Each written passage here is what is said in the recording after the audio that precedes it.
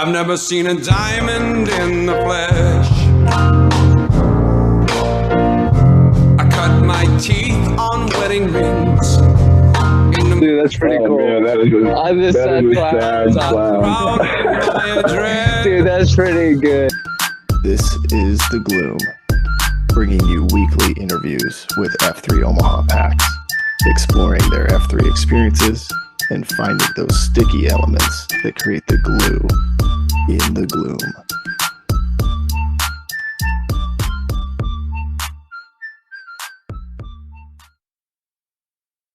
All right, here we go again. We got another amazing leader on the other end of an interview here, former Site Q at Oscar Mike, and just a guy that I've really enjoyed getting to know over the last couple of years. I've got our man Q-Tip on the call. So Q-Tip, man, it's good to see you. Thanks, Plague. Thanks for having me. I appreciate the opportunity to do this. I have listened to a lot of these podcasts, and they've been really helpful in allowing me to learn more about individual, PAX members, but also, understand a bit more about F3 and what it means to different men and the importance that we all place on this organization. Yeah, absolutely. Well, thanks for being a listener. Pony and I always joke about the millions of listeners, but there's really only, a couple. So you're one of those that's listening, but, and I'm excited for guys to hear your story because I feel like I've heard some of it in the gloom and just excited for you to share it. So why don't you just start us off at the beginning? Who EH'd you, first workout, sort of what was that like? And then how'd you get the name Q-Tip? I don't think I've heard that story. Okay. Well, I worked with Swiper for about 11 years in the credit card processing business. We were both employed by First National of Omaha for a few years. So I've known Swiper for quite a while. And even in the 7 or 8 years since we worked together, we remained friends and we'd play golf a couple of times a year or see each other at football games or things like that. So 2 years ago, I was looking to retire from my career. I'd reached the age of 66, and it was just time for me to retire. And about that time, Swiper texted me and asked if I wanted to get together with him and some of his friends for a workout. And alarm bells went off because the last thing I thought I needed was to get sucked into a workout with a bunch of bros who are going to, just pound me into the ground. So I ignored his text, Nice. But he kept at it. And, he never really explained to me that this workout was part of a thing. I just thought it was a bunch of his neighbors or, someone like that. He didn't let me know what to expect really.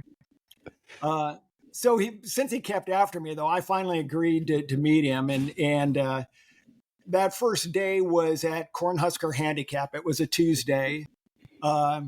Swiper didn't advise me to bring some gloves or anything like that. He did say I could modify, and that those are probably, the most important phrase I learned in my early months of F3 was modify as needed. Yeah. Because there's no way I could keep up with those guys. So anyway, I showed up at Stinson Park that first day, and we went through the workout. And since he didn't tell me that this was a thing, I kind of chuckled to myself when he started leading the warm-a-rama and he's counting in cadence, and I'm kind of thinking, oh, what's this about?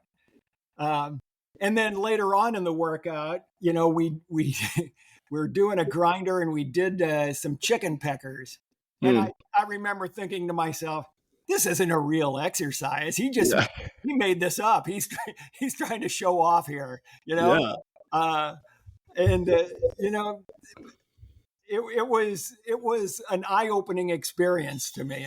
And then, when the workout ended, we had Name-A-Rama, and he, finally told me to, what to do during the Name-A-Rama, but he didn't give me an idea of what the naming process was going to be. So I think Swiper's whole strategy here was just to keep me in dark as long as possible. That's the theme. That's what I'm hearing. Yeah. And then maybe, before I knew what was going on, he'd, get me to come back again. So during that process, I stepped in the middle, and I said that, I'd recently retired, but I'd started up a side gig at home, detailing cars. And I believe it was Two Step who threw out the name Q-Tip. And before I know it, that's my name, and we go on with things. So, I've learned to accept that name and own it, and I love it, I quickly learned that you do those during Name-A-Rama, you do the little hand gestures. Swiper was doing that swiper thing, so I am almost immediately started doing the Q-tip thing, and it's just become part of my identity now for most guys. So are you still doing the car detailing? Absolutely, yeah. In fact, I would say maybe 80% of the business I do right now is F3 guys. Oh wow! I'll meet them at a workout, and I'll pick up their car and drive it home, and then return it to them at the end of the day. So that's awesome. Yeah, it's just something I've always liked to do, and people like to have a clean car, it's gratifying work. I'd say is the best word to describe that. I always feel a personal satisfaction when I do a good job cleaning someone's car, and I've never had anyone fail to be thrilled when they see their car. And, I took it from a dumpster pit to something that their family feels safe in driving in. Yeah. So, I love that. I used to detail cars, and I would agree. There's something really rewarding about taking somebody's car that's just a mess and having it come out and it looks clean. And if I'm sure you do it right. If you're using Q-tips or air hoses or whatever you got to do to get all the different crevices, that's really cool. Yeah. I love that. Well, tell me. So the workout, it sounds like, and we'll have to find out from Swiper how many other guys has he just absolutely left in the dark about what we're doing. But were you doing any sort of physical exercise or activity beforehand, or what was your? As a young man, I used to run, and I used to play a lot of racquetball when racquetball was a thing. But I would say from the time about when my kids were born, racquetball was just about gone. So I quit doing that. I ran for a few more years, but, I kind of gave that up because my ankles and knees were starting to make noises when I walked. And so for the last, I'd say 15 or 20 years, my form of exercise was walking, long walks. I'd average 5 or 6 miles a day.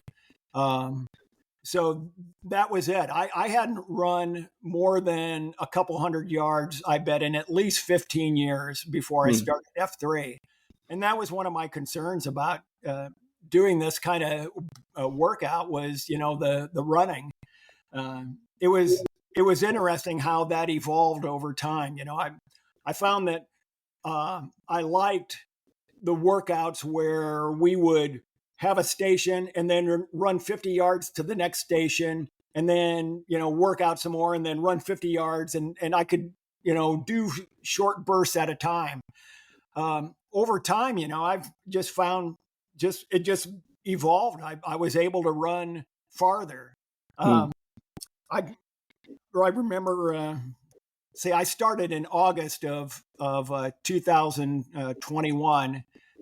It was probably the following spring when we had a convergence down at the canyon, and the last station that of the group that I was in was on the other side of the Bob Carey Bridge, and then we ran back to the shovel flags.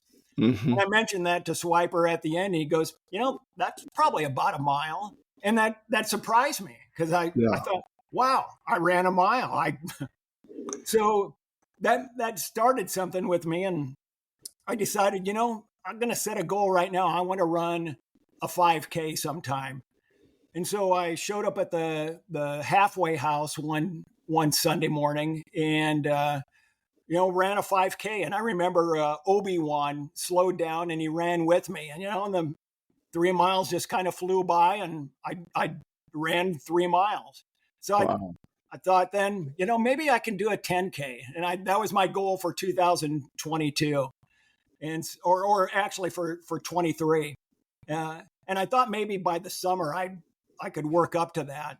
But actually, it turned out in February, Tea Party and Blades and Steeple they were training for the Lincoln Half Marathon. Said they were going to run a slow 10K on a Sunday morning. So I saw that on Saturday night, and I thought, why not? I'll give it a try. And Nice. I showed up and ran 10K, and I was just actually blown away that I was able to do that, because, like I said, I hadn't run very much in the last decade and a half. Wow, that's super cool. And I love that you just kind of were like, well, I'll give it a try, and sort of surprised yourself on what you could do. I'm curious from your perspective, because then at some point in there you got into rucking, right? So how did you get introduced to that, or what was that journey like to Well, start? yeah, because I was walking, Swiper said, we've got this thing called Oscar Mike, and they do it on Saturday. So the second workout I went to was an Oscar Mike. Hmm. And that was probably the most important workout I ever had, is because that's where I met a bunch of really high impact men, guys like Wentworth and Space Bar and Roll Bar and Folsom and Safe Ride. And that's where I started to develop the second F aspect of F3. Just walking with those guys and talking and getting to know people. And I think that was just the reason why I decided I would come out the third time, and the fourth time. And so initially I was just doing Tuesday and Saturday, and then I thought, well, maybe I'll go on Thursday too, every other day. And then, just because my personality is kind of obsessive, I better fill in these other ones. Yeah. So pretty soon I was doing Tuesday through Saturday, and I'm pretty solid on 5 days a week now. So That's awesome. Well, it's cool to just hear, you jumped in, and the transformation, you've been able to sort of prove yourself wrong in some areas, right? Or at least well, relearn. that's a good point, Plague, and because there were a lot of lies I used to tell myself, about my level of fitness. That I couldn't run was one of them. That I couldn't get up in the morning. I used to, tell myself I need a couple cups of coffee and I need breakfast before I do any exercise. So 10:30, that's my wheelhouse. And then all of a sudden, well, I'm up at 5:30, or even earlier, because I pre-ruck most days. So, and the other one was, that my weight was, as low as it was going to be. In Free to Lead, they talk about the Pogo 40. I guess I was probably more of a Pogo 15 or 20. Actually, when I started that F3, my weight was kind of on the low end of that range. And I thought, that was kind of the best I would be in my adult life. Well, after working out for a while, weight started to come off, and all of a sudden I've lost about 15 pounds. So it's, Wow.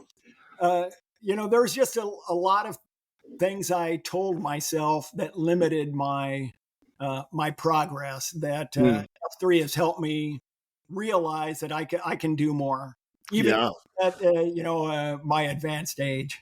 Yeah. Well, so I'm curious, like, because you mentioned, you were active, and then there's this period maybe with kids, and then you sort of put a pause on physical activity.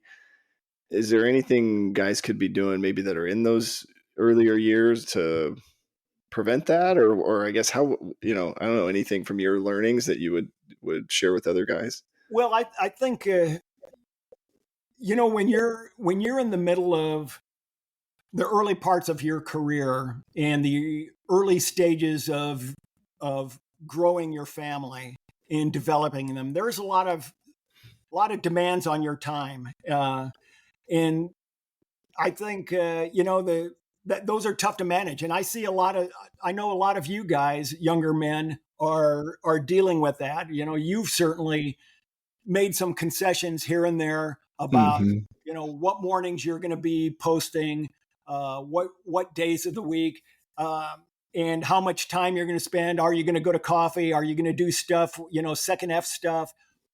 Those are trade-offs that you have to make. And I would say, that most guys in F3 are doing the right things. You're asking the right questions, but just maintaining some type of vigorous physical activity in your 20s, 30s, 40s is important, and exactly what you're doing. Because when I was that age, I had this, again, another lie I would tell myself is, when I get to be 50 years old, man, I'm just going to quit even trying. 50 years old, that's so old. Why would you even try to look good or try to feel good? And Yeah. then when I got in my 40s, I thought, well, 50 is not that old. When I'm 60, that's when I'm quitting. Yeah. Because 60, man, that's ancient. And Right. then I get to be 60 and I go, geez, I don't feel like I'm dying yet. I should continue doing something. Yeah. So Oh, that's funny. I think when you're younger, age 50 or 60 just seems like such an old age, because that's when I think of those numbers, I think of my dad, or Hmm. other men of his generation, and none of them were doing stuff like this Yeah. when they were that age. Yeah, I love just hearing there's so much hope there, right? In just staying connected, keeping some sort of physical activity, but also your story, right?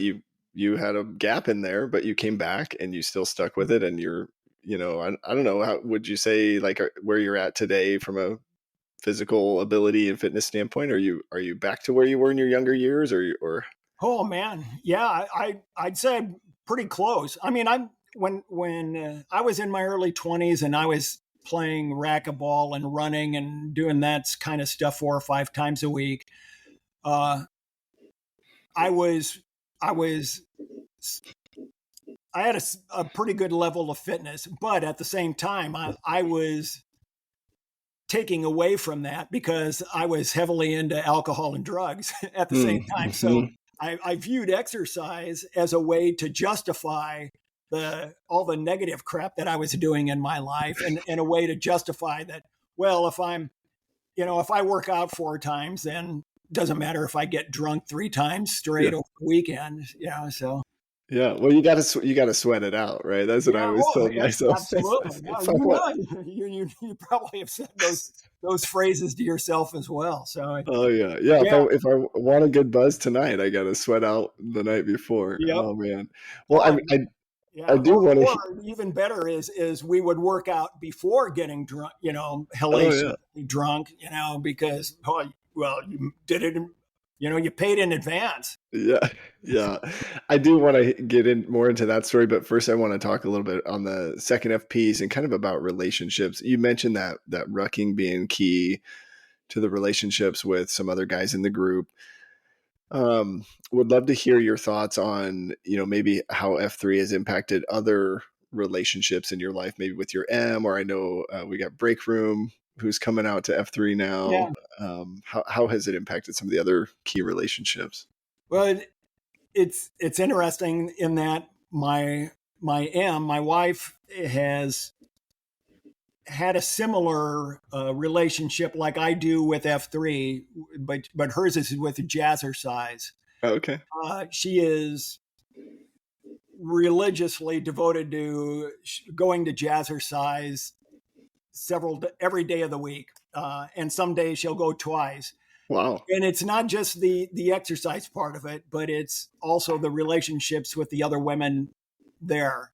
Cool. And it was interesting that she saw in me the benefits that this was having before I realized it myself. She made a comment to me one day about that I was talking about how much I enjoyed it.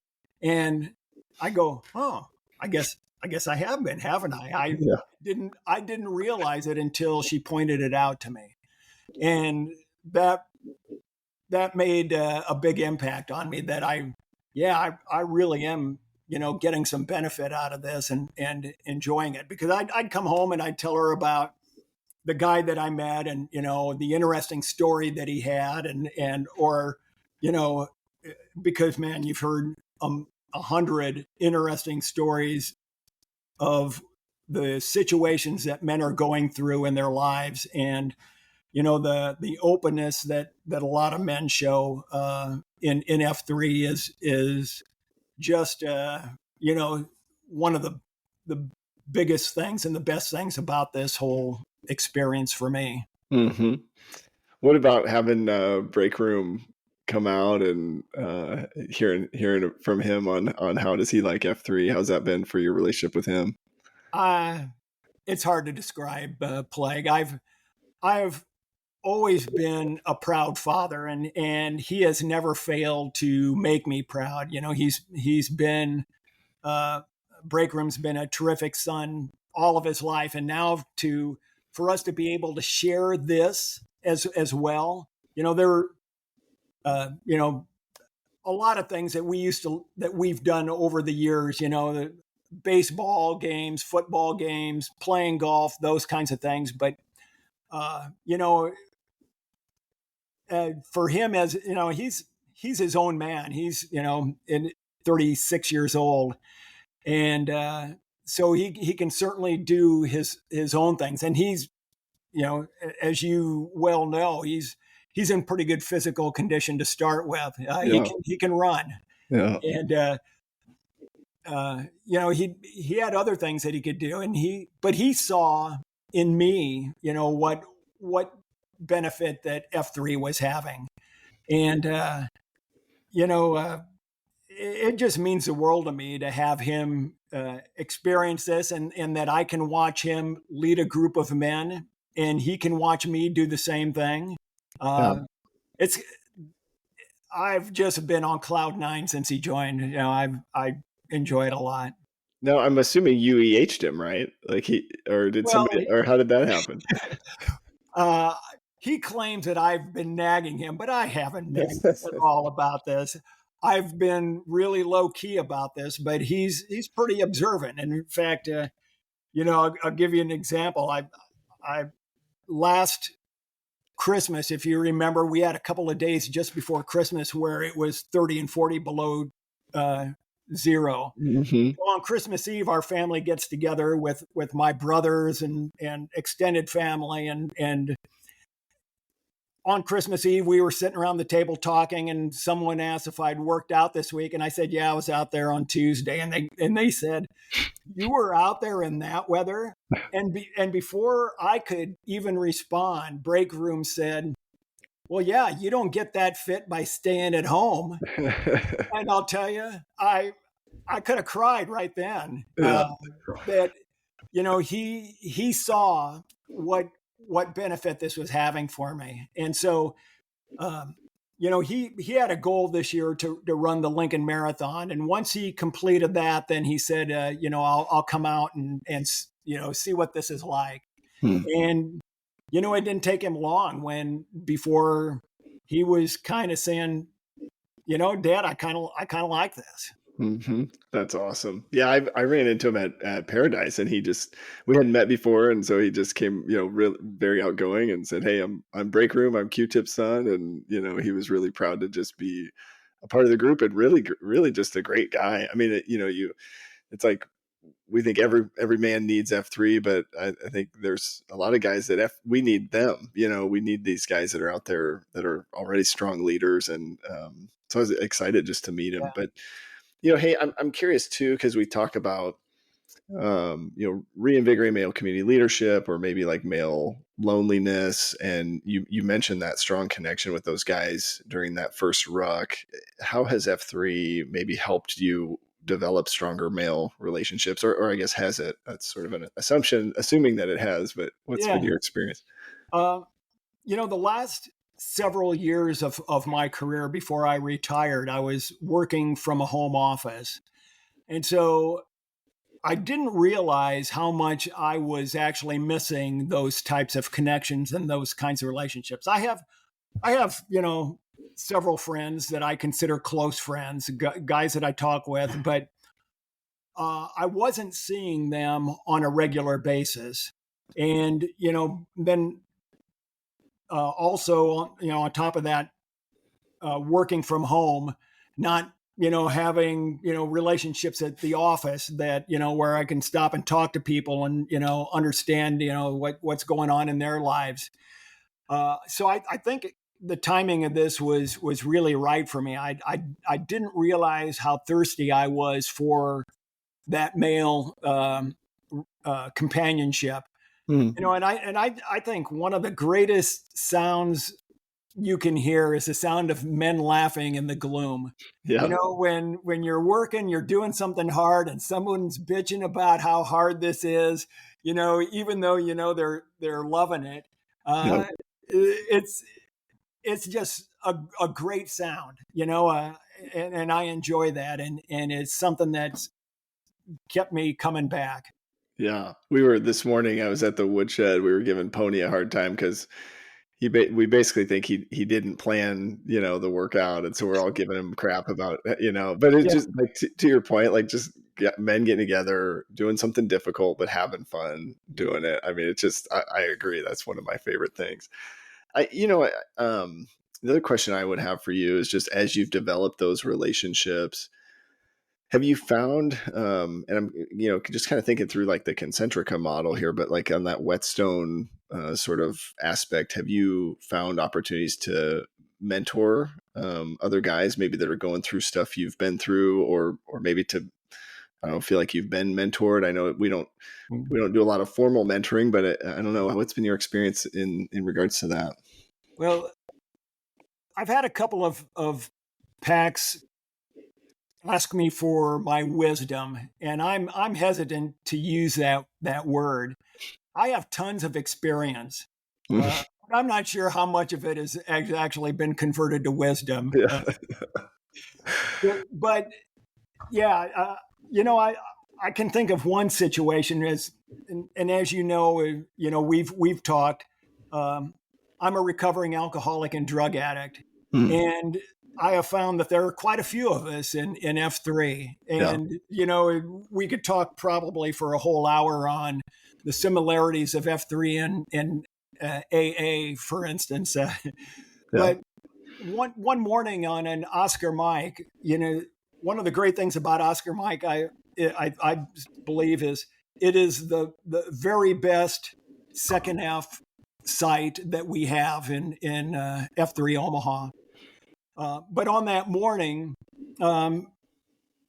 at a portion of the ruck, I happened to be next to, walking with two other men, and I won't mention their names, but one of them had been sober for a year and the other one had been sober for 7 years.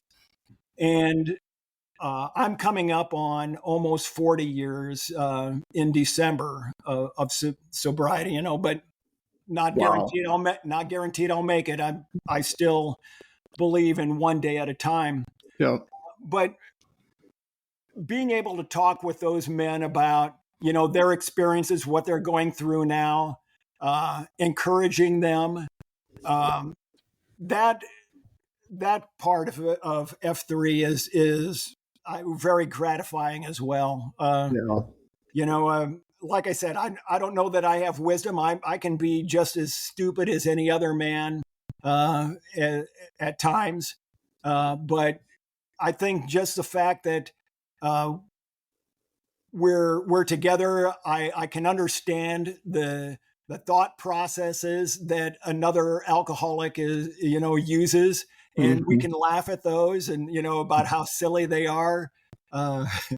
and uh, and and encourage them is that's important to me. So I enjoy being able to do be of some value to other men. Yeah.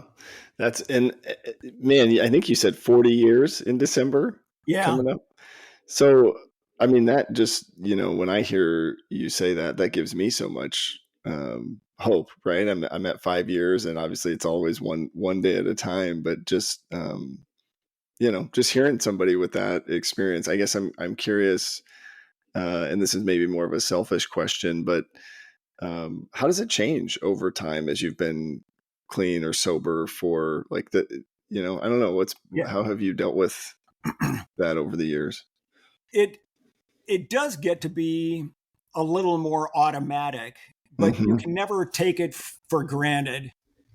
You can never fall asleep because there are still moments, even at 39 years, 9 months, 12 days, Hmm. where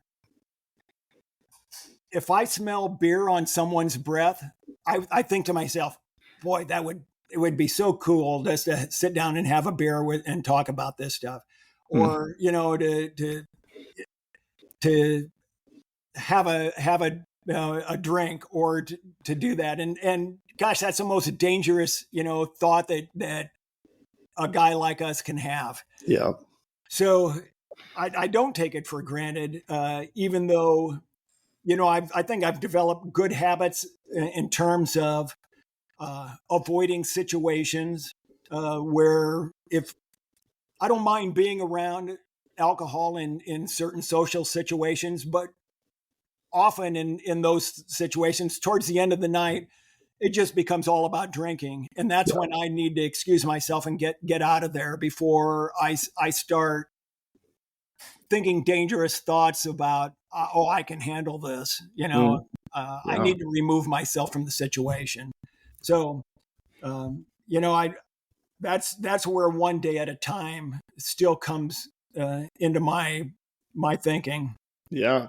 Have you found other fellowships? Like, do you still participate in AA or anything like that? Have those been helpful for you or part of Yeah, your journey? AA was crucial to me in the early months of my recovery. Hmm. Um, because I gained some good tools there on how to cope and how to deal with the situations that would often lead to drinking. Hmm. Well, after I think it was a couple of years after I became sober, we moved out of Omaha, and I went to Kansas City and then to Jacksonville, Florida. And during that time, that's when I kind of fell away from AA.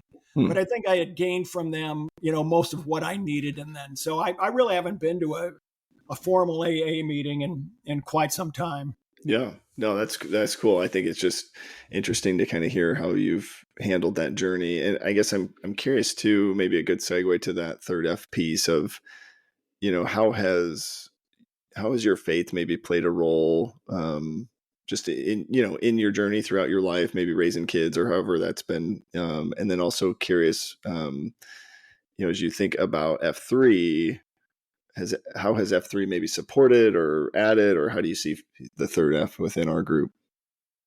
Well, I've always been, I guess, a spiritual person, and I've always been uh, a devoted Catholic, even though when I was using, I wasn't so good about actually going to church because I would just get in the way of my recovery from the night before, right? So, Yeah.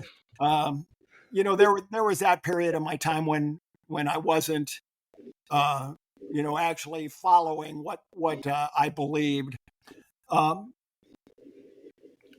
but I believe that I'm a I belong to the Catholic Church. I would classify myself as very Catholic.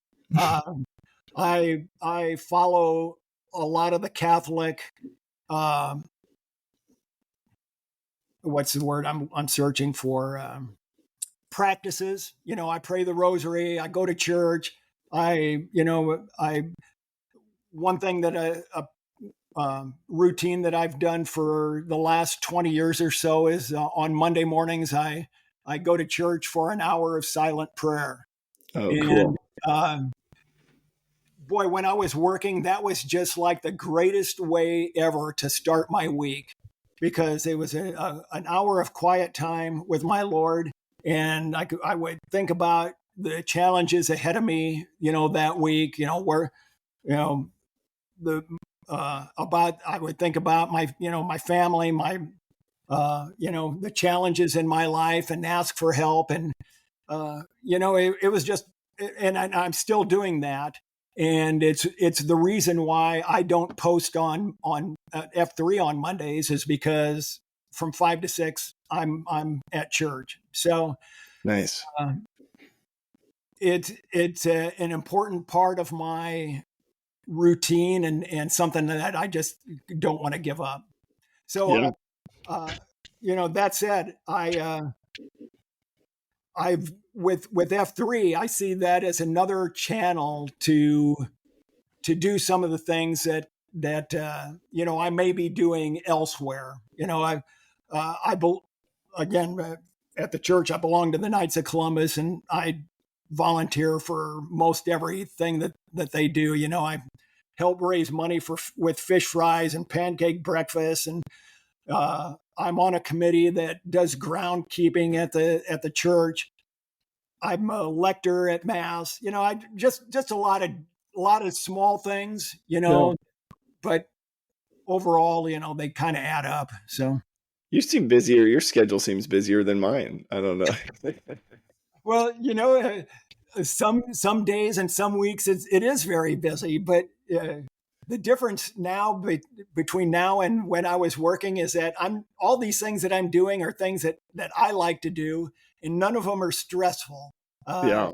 I feel they're self-satisfying, and they're doing some good, and they just make me feel good. So at the end of the day, man, I'm happy, and I feel grateful every day, man, that I've been given all the gifts that I have been given, and that I pray that we continue to receive those gifts, and be able to use them in the way Yeah. God intends. So What's coming to mind for me. So my devotional this morning was from Ecclesiastes, and it was the verse talking about there's a time to reap, a time yeah, to sow, and a time to reap, and sort of just thinking about, F3 calls it like the third 500, or I can't remember what it says in Free to Lead, but just kind of these different stages of life. And something I'm overly critical of myself on is just the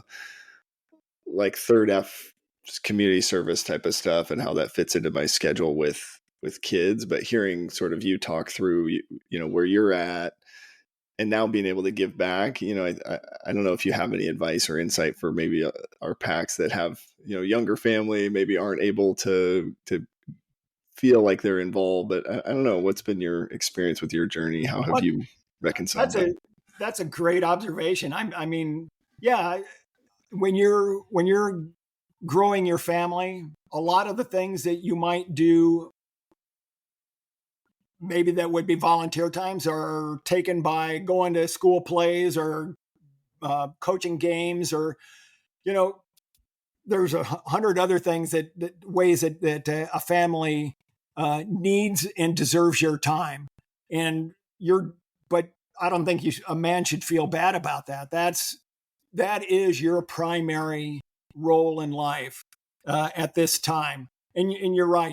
There's a season for this. There's a reason that most of the volunteers at a food pantry or at all these other places are people who are retired, Mm-hmm. because they have the time now. So now's the time for me to do these other things.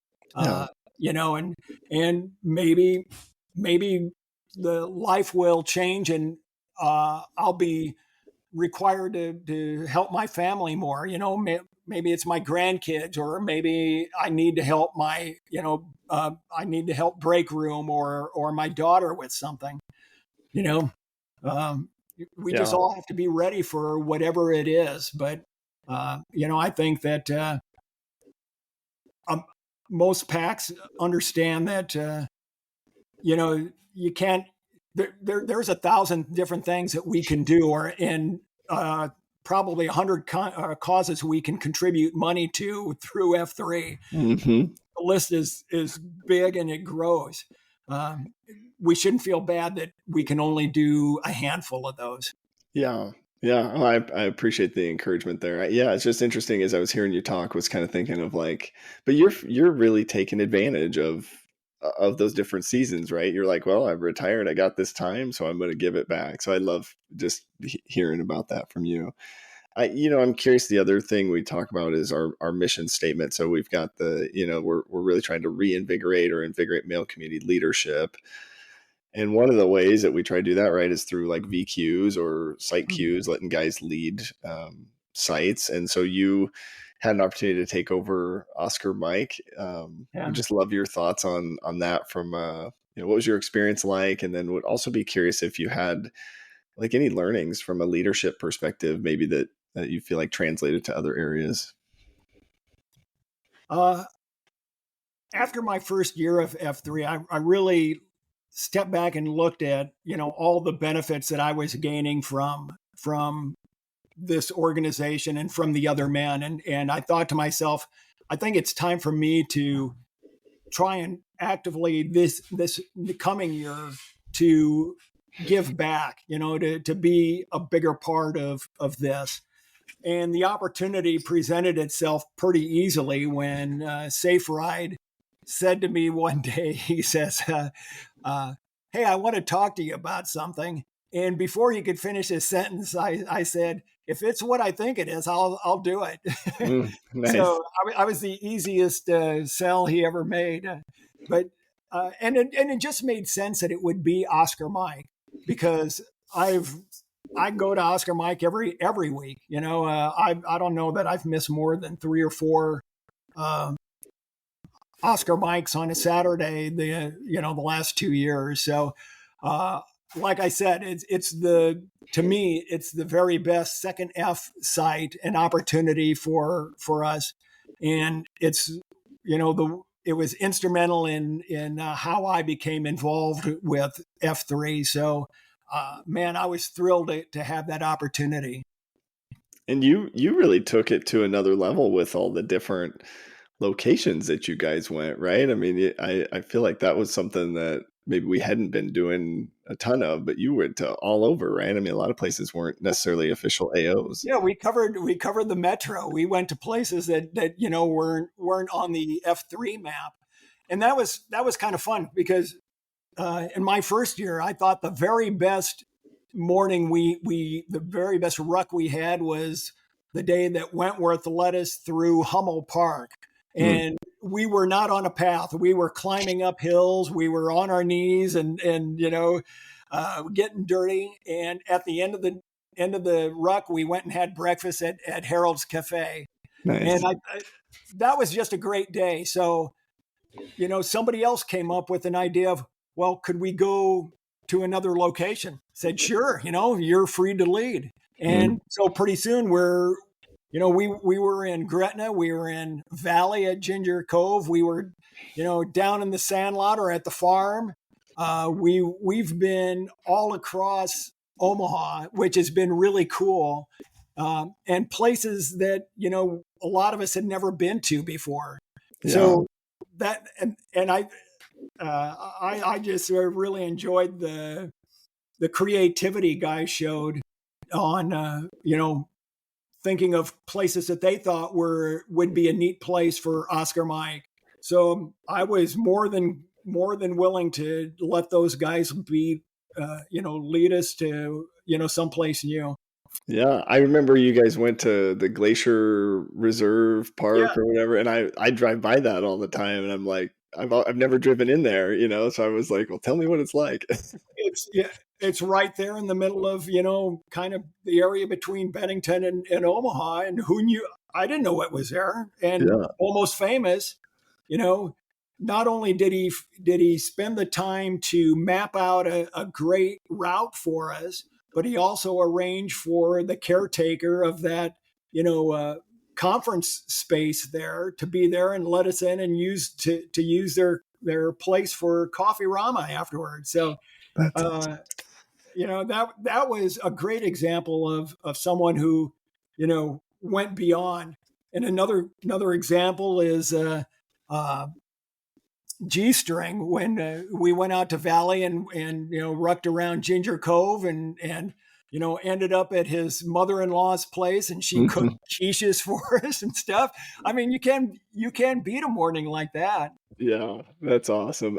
I'm curious your thoughts because Roll Bar, right, is sort of who initially brought Yeah. rucking to F3 Omaha, has always been passionate about it. And how do you feel like we're doing at getting the word out or spreading the word for guys? Well, one of the things that I did, I guess about halfway through my time as the site Q, I had been having coffee with some guys who were fairly new to F3, and I mentioned the name Oscar Mike, and they all said, "What's that?" I said, maybe I need to do something to educate people, because there's no training program for guys who show up in the gloom. You just show up and start working out. So I did a series of tweets last year on the benefits of rucking and what Oscar Mike was. So I hope that helped, but I think that's the kind of stuff that needs some repeating periodically, because we continue to get tons of new guys, and unless someone tells them, they may not understand that Oscar Mike is not a typical beatdown site. Yeah. Well, that's a good point. I mean, it's how do we spread the word? We've got on our website, right, the different AOs and then kind of the style. But if I've never heard of rucking before, how do I know, anything about that? Or that it'd be something that I'd be interested in. Yeah. Yeah. At first glance, it doesn't sound like, it's kind of like, I don't know, what is that? It's kind of like a Murph, right? How do I know what a Murph is? Well, Q-Tip, it's been good to just hear your story. And I guess my other question for you would be, is there anything we didn't cover that you really wanted to share with the guys today? Well, one thing I wanted to shout out to is the other guys of experience that are out there. There's a handful of us in our upper 60s or older, guys like Hipster and Da Vinci and Lincoln Logs, that I think one of the greatest values that we provide back to F3 is just by showing up, we can be models to younger men that life's not older when you get to be 50 or 60 or even 70 years old. Mm-hmm. And one of the very best moments I had in F3 was is last spring. I was over at the Coliseum, and there was a young guy who's 20 years old. His name is Crosscheck. I haven't seen him for a while, but he's been away in college. But we finished up a workout, and he and I were running back into the stadium there. And he stops and he says to me, he goes, "Hey, don't take this the wrong way, but man, I hope I can be doing this like you are when I'm your age." And man, that just made my head go, whoa. Yeah.